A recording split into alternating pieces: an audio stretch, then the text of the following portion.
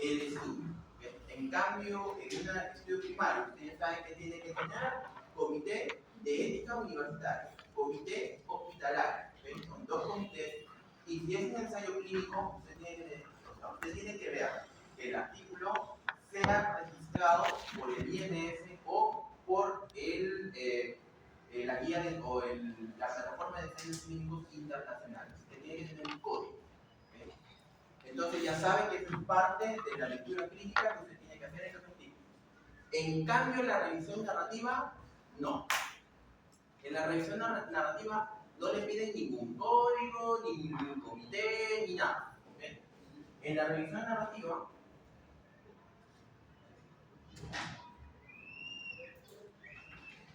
¿okay? En un estudio primario quizás eso no es tan riguroso. ¿Por qué? Porque en un estudio primario ustedes saben que siempre hay un médico, o sea, digamos, un médico especialista en un tema, un médico general, o hasta un estudiante, o hasta una enfermera, o hasta una nutricionista, que estén relacionados al tema de investigación. ¿Okay? En un estudio primario pueden haber hasta 10, 15, 20 autores, ¿okay? Pero puede que con las especialidades que están relacionadas al tema, pues no haya tanto como el caso de una revisión narrativa o una revisión sistemática. ¿Por qué? Vuelvo a repetirles, porque la revisión narrativa hace un pool de artículos y va a depender mucho del autor. Si el autor ve que el artículo A no le sirve, lo saca. En cambio, el otro artículo sí lo acepta. Se tiene que tener un grado selectivo de discriminar cuál artículo va a tomar para la revisión. ¿Okay? Por eso se da fe de que como es especialista, de que como tiene experiencia, encima que trabaja en un hospital, ya tiene la experiencia de poder decir este artículo sí y este artículo no. Y lo mismo para las dos publicaciones. ¿Okay? Bien, metaanálisis específicamente en la parte estadística les va a mostrar este pool que es el Forest. ¿Okay? El Forest plot es un diagrama de árbol que, como ya vimos en el tema anterior, en lo que han expuesto sus compañeros, es básico resumir en este gráfico cuál es el efecto que tienen todas esas series de artículos que están apilados en esa gráfica. ¿Okay? Pero esa gráfica tiene partes. ¿Okay? O sea, vamos a ver las partes de esta gráfica detenidamente, que no lo hemos visto la vez pasada.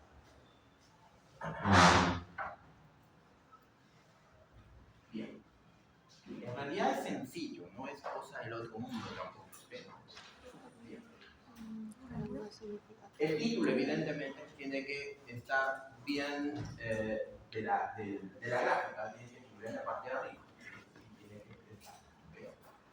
En el título, por ejemplo, acá dice una revisión de qué? De la administración temprana versus la tardía, de administración de aminoácidos en infantes pretérminos que reciben nutrición parenteral. O sea, lo que está comparando acá es la administración de nutrición parenteral, en este caso aminoácidos, tempranamente o tardíamente, viendo evidentemente que lo que quiere hacer acá es que la comparación de amonemia, o sea, la cantidad de aminoácidos en sangre, y el outcome lo que quiere ver es la cantidad de amonio, amonio al día 3 y al día 4. Es decir, el outcome lo que quiere decir es qué cantidad, el exceso de cantidad de amonio manifestado en plasma en los niños que recibieron nutrición parenteral. ¿Sí? O sea, se les da nutrición parenteral a los niños.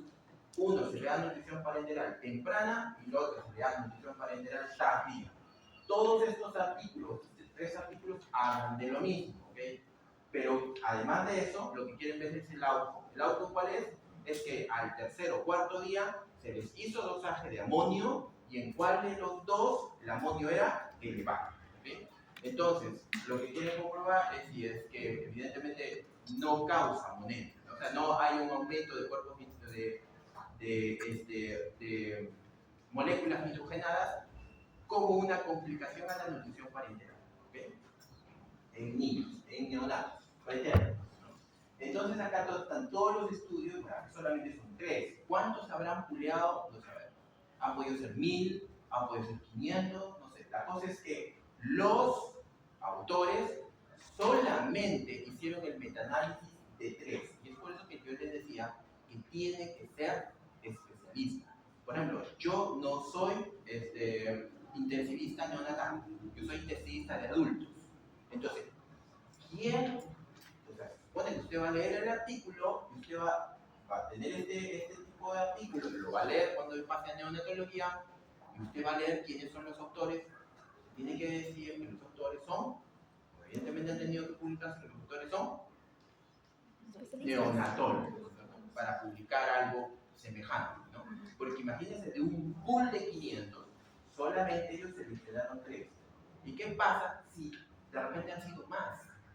¿Qué pasa si han sido 10 los artículos? Pero a ellos no, a ellos solamente les interesan estos 3. Eso es sesgo de selección, ¿no? Que puede pasar. O sea, a mí, por X y Z razón, de repente no me interesa el artículo 4, el 5 y lo saco. Y solamente hago el 3, solamente esos 3. Y eso puede pasar. Hasta con especialistas puede pasar. Por eso es muy importante fijarse quiénes fueron los autores de esta publicación. Entonces, tenemos 2 grupos, el experimental y el control. ¿Okay? Supongo que el control, el experimental es el temprano, ¿no? Y el control es el tardío. ¿Okay? Entonces, o sea, los que le dieron tempranamente versus los que le dieron tardíamente es el suplemento de aminoácidos. ¿Okay?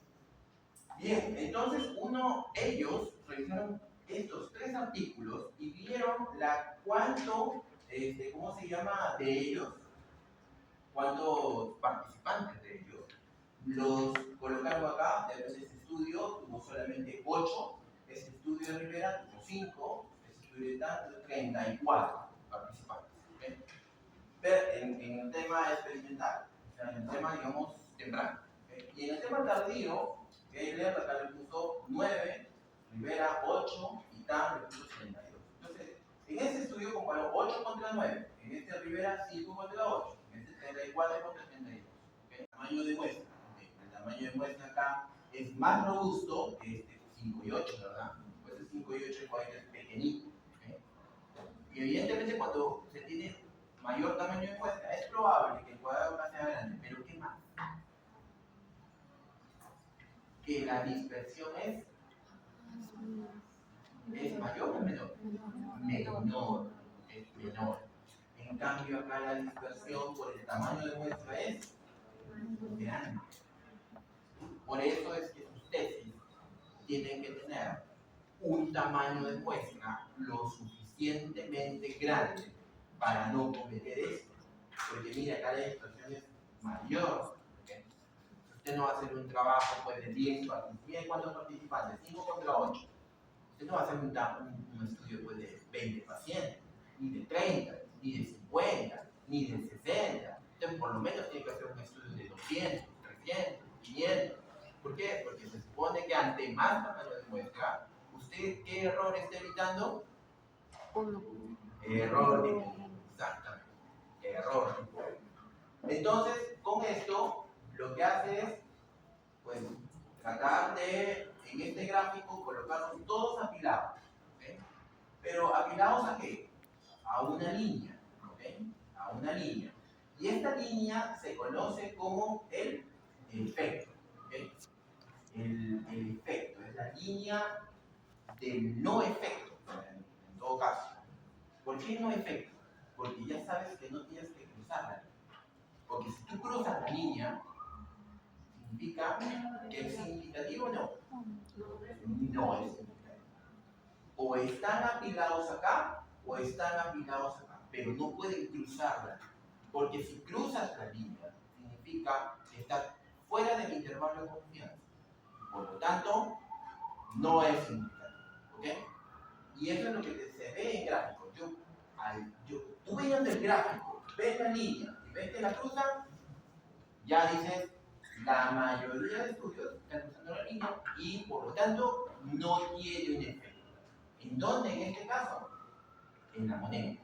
O sea temprano, sea tardío, por más que haya uno dicho, no, es que tiene más amonemia que el otro, no tiene un efecto, ni para favor, ni para contra, ni a favor ni en contra, ¿ok? Pero además de eso, tiene esto de acá, este rombito, este diamante, ¿ok? Que está acá. Y este diamante también tiene que estar dentro de la línea de efecto, o si es para la derecha o si es para la izquierda, pero no puede estar cruzando. ¿Por qué no puede estar cruzando? Porque esto de acá vendría a ser el global, vendría a ser el resultado de todos los estudios que están acá arriba. ¿Okay? Es decir, vendría a ser el global de las diferencias de media de los 3 estudios. ¿Okay? De los 3. Todo lo que se apile aquí va acá a salir un global, un efecto global. ¿Okay? Y este efecto global igual tiene que estar o en un lado o en otro lado. ¿Okay? Si está en el medio o si pasa la línea de efecto, significa que tampoco es significativo. Ahora, tengan en cuenta otro factor. Aquí dice 0. ¿Okay? ¿Por qué dice 0 acá? ¿Por qué la línea está en 0? ¿Qué está analizando? ¿Qué está analizando? Las medias. Sabe que es una variable continua. Entonces, significa que acá va a ser 0, 0.1, 0.2, 3, 4, 1, 2, 3, 4, 5, o sea, continuo, ¿verdad? Pero cuando el problema aquí ya no es diferencia de medias, sino es riesgos, ahí cambia la cosa, porque acá ya no le va a poner 0, sino acá ¿cuál va a ser la línea de efecto? 1. Exactamente. ¿Ok? Bien. Entonces, ya hemos saldado esto, ¿ok? Ya esto ya es fácil de analizarlo. Ahora vamos a ver esto de acá. ¿Ok? Estos datos de acá también son importantes. ¿Ok? ¿Qué es este I cuadrado que está acá? Este I cuadrado que está aquí, I a la 2 llevado a la potencia 2, es una variable estadística que determina la heterogeneidad de los estudios. Es decir, todos los estudios que estuvieron acá tienen que ser homogéneos. Por eso les decía que usted no puede colocar acá, por ejemplo, un ensayo clínico y acá puede colocar un estudio de casos de control. No, entonces ya pues el riesgo de amonemia pues, está ahí. Lo que va a tener que revisar es críticamente otros metaanálisis, otros artículos. Días de práctica. ¿Qué más hay acá? ¿Qué más hay acá? Está el efecto del I cuadrado y también está el efecto del estadístico. El estadístico significa que es justamente esto de acá.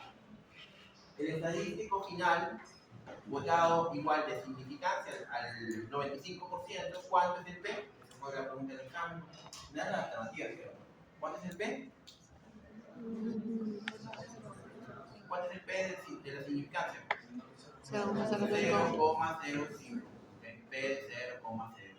Es lo mismo que fue acá. ¿Por qué? Porque acá, por ejemplo, estamos viendo que este diamante está con una diferencia media negativa, pero parte en 0, lo que mismo que está diciendo acá, fuera del intervalo de confianza. Por lo tanto, el P, ¿cómo estará? ¿Más o menos 0.05? Más. Y eso es lo mismo que se está diciendo acá. O sea, no es significante. Entonces, no tiene significado. ¿Okay? Y eso es lo que también te dice acá. Básicamente es eso. Nada más. ¿Okay? D es recontra fácil, claro, visto en 3 artículos.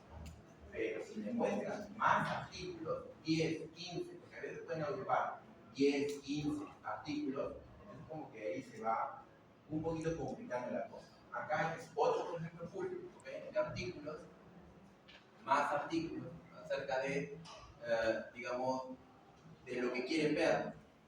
Igual acá, el forest plot, el diamante, acá el diamante, por ejemplo, miren, sea lo que estén analizando, está fuera o dentro, también es diferencia media, ¿no?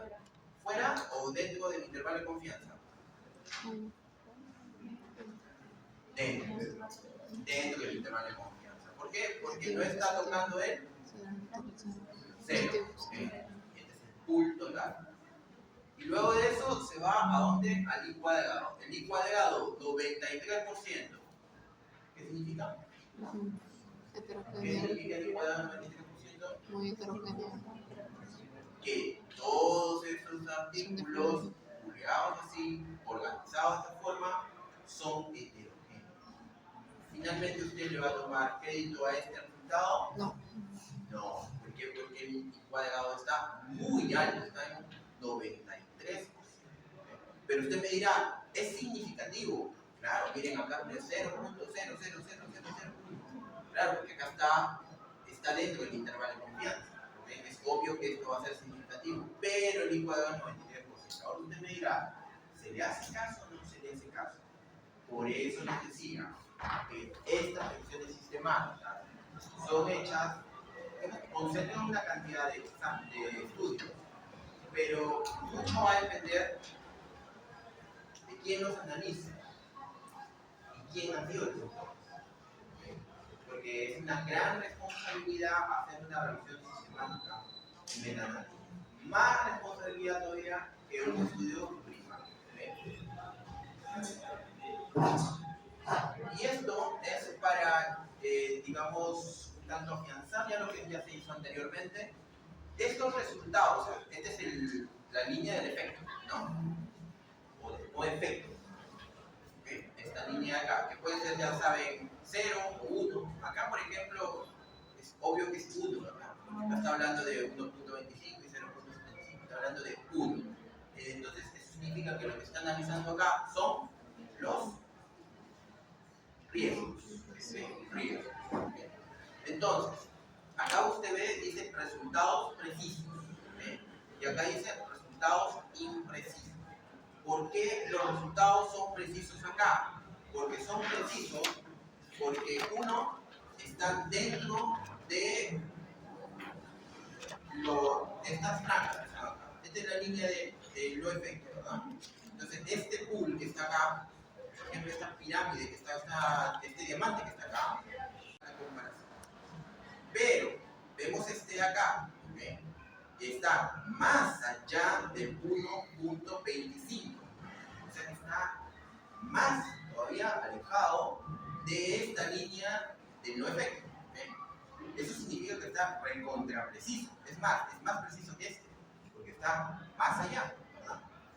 Y además de eso, este de acá es a favor de la comparación, pero además de eso tiene significancia clínica.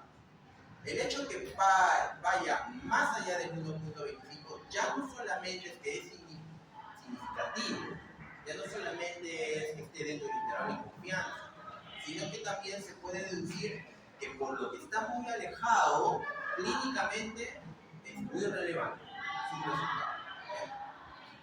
En el otro lado lo mismo, favorece a la intervención, está dentro del intervalo de confianza, es decir, dentro del 0.75 al 1, y está dentro del intervalo de confianza, es preciso porque no toca la línea del efecto, y cuando está más atrás, es decir, favorece a la intervención, es significativo, pero además de eso, es significante, tiene una significación clínica, ¿ok?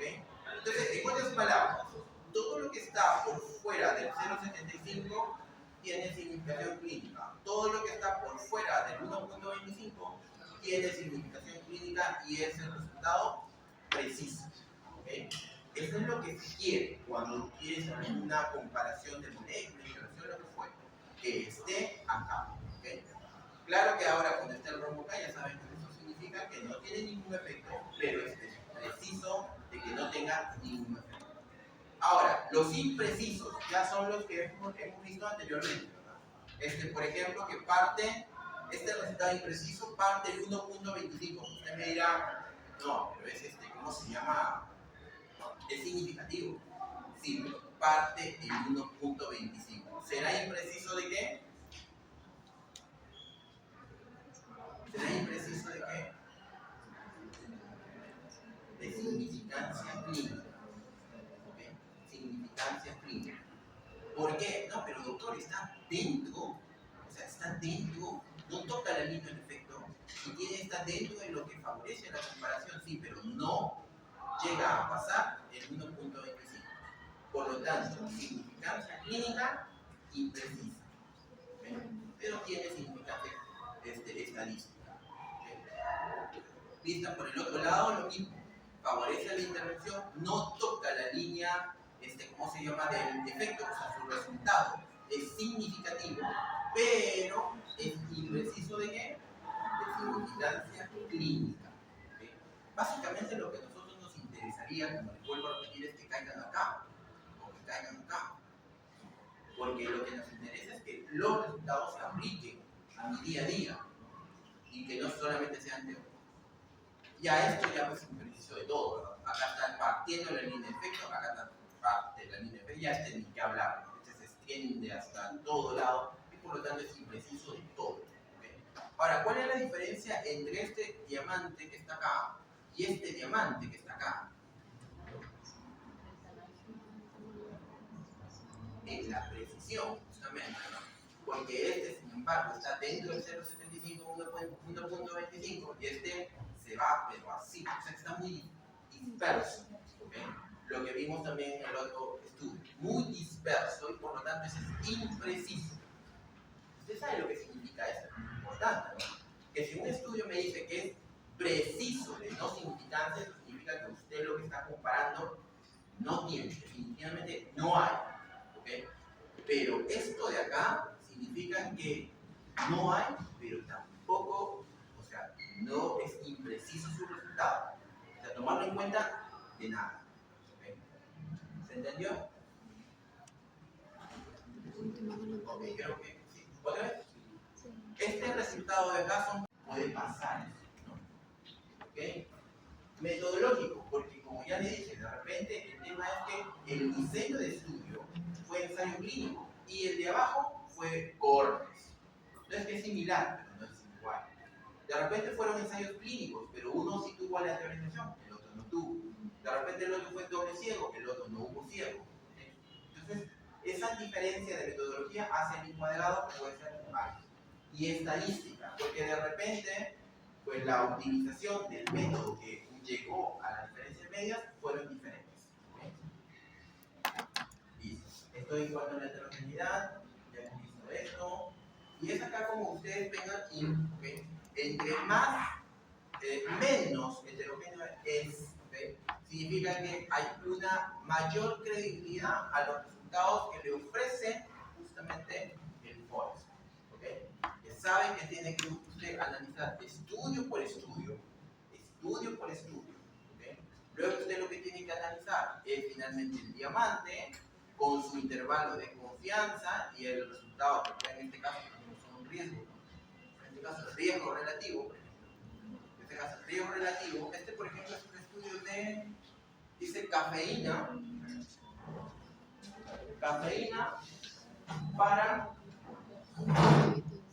para los días, o sea, tomado para el descanso, o sea, para, ¿cómo se llama?, evitar la somnolencia. ¿Sí? El comparador fue la cafeína versus el café descafeinado. Y el tema fue acá, el outcome fue que esté dormido. O sea, si es que en realidad, entonces, cafeinado